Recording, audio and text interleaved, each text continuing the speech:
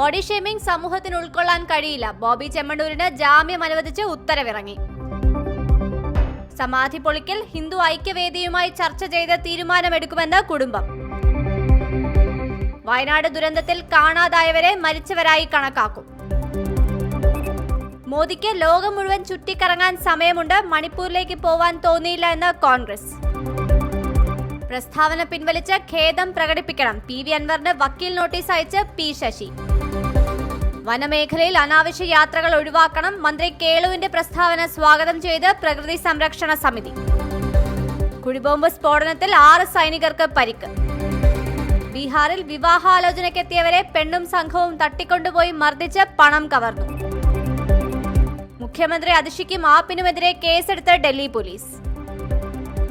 Love ജിഹാദ് ആരോപണം. പൊതുവഴിയിൽ ദമ്പതികൾക്ക് നേരെ ആക്രമണം.